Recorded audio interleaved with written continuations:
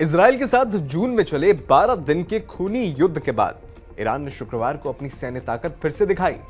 देश की सरकारी टीवी पर दिखाए गए वीडियो में इस्लामिक रिवॉल्यूशनरी गार्ड कॉर्प्स यानी IRGC ने ओमान सागर और हरमुज स्ट्रेट के बाद से बड़े स्तर पर मिसाइलें दागी। ये 2 दिनों से चल रही ड्रिल का दूसरा दिन था, जो रणनीतिक रूप से बहुत अहम मानी जा रही है। ईरान ने दावा किया कि ये मिसाइलें देश के अंदरूनी इलाकों के गुप्त भूमिगत ठिकानों से छोड़ी गईं और ओमान सागर में रखे नकली निशानों को बिल्कुल सटीक निशाना बनाया। ये घटना पश्चिमी एशिया में तनाव को और बढ़ा रही है, खासकर जब दुनिया की नजरें हॉर्मुज स्ट्रेट पर टिकी हैं। यहाँ से गुजरता है दुनिया का 20% तेल। इसलिए इस तरह की सैन्य हलचल से अमेरिका, इजराइल और खाड़ी देशों में चिंता फैल गई है। वैश्विक तेल बाजार में भी हलचल मच सकती है।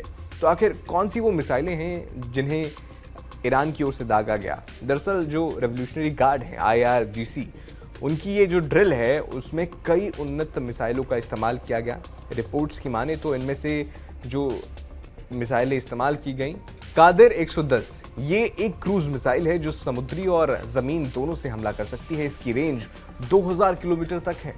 कादिर 380 ये भी क्रूज मिसाइल है जो लंबी दूरी तय कर दुश्मन के जहाजों या ठिकानों को नष्ट कर सकती है। रेंज वही 2000 किलोमीटर।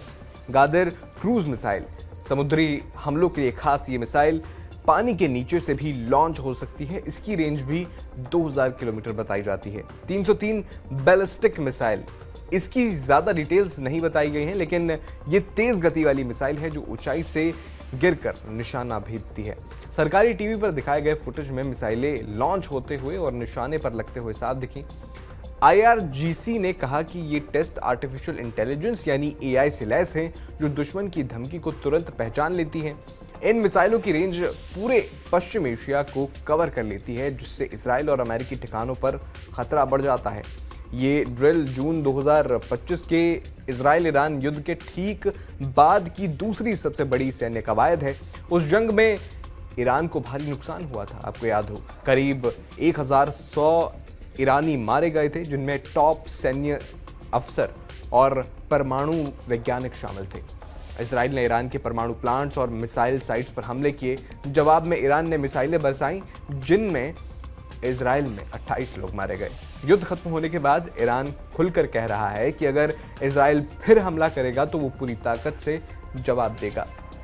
अगस्त में ईरान ने पहली नौसैनिक ड्रिल की थी, जिसमें समुद्री हमलों पर अभ्यास किया गया था। अब ये दूसरी ड्रिल है जो एक्टेडार नाम से चल रही है। इसमें IRGC नेवी ने फारस की खाड़ी, हरमुज स्ट्रेट और ओमान सागर को कवर किया है। ड्रोन हमलों का भी टेस्ट हुआ, जहां नकली दुश्मन बेस को नष्ट कर दिया गया। ईरान का कहना है कि ये अभ्यास रक्षात्मक है, लेकिन पश्चिमी देश इसे धमकी मान रहे हैं। IRGC ने अमेरिकी जहाजों को चेतावनी भी दी है कि वो हरमुज से दूर रहें। आपको बता दें कि ये जो हरमुज स्ट्रेट है ये बहुत महत्वपूर्ण है, क्योंकि ये दुनिया का सबसे अहम समुद्री राह माना जाता है। यहाँ से रोजाना करोड़ों बैरल तेल, गैस गुजरता है। ईरान के एक तरफ और ओमान के दूसरी तरफ ये संकरा रास्ता है। ईरान कई बार कह चुका है कि जरूरत पड़ी तो वो इसे बंद कर सकता है, जो वैश्विक अर्थव्यवस्था के लिए बड़ा झटका होगा। इस ड्रिल से तेल की कीमतें बढ़ सकती हैं। अमेरिका और इजराइल ने इसे उकसावा बताया है। खाड़ी देश जैसे सऊदी अरब और UAE भी सतर्क हैं। ईरान की हरकतें दिखाती हैं कि वो युद्ध के बाद भी कमजोर नहीं पड़ा है। भूमिगत ठिकानों से मिसाइलें दागना उनकी गुप्त क्षमता का सबूत है। विशेषज्ञ कहते हैं कि ड्रिल न सिर्फ इजराइल को बल्कि अमेरिका को भी मैसेज है। लेकिन सवाल यह है कि क्या ये तनाव फिर से जंग की ओर ले जा रहा है? आपका इस पर क्या कहना है? हमें कमेंट बॉक्स में ज़रूर बताएं।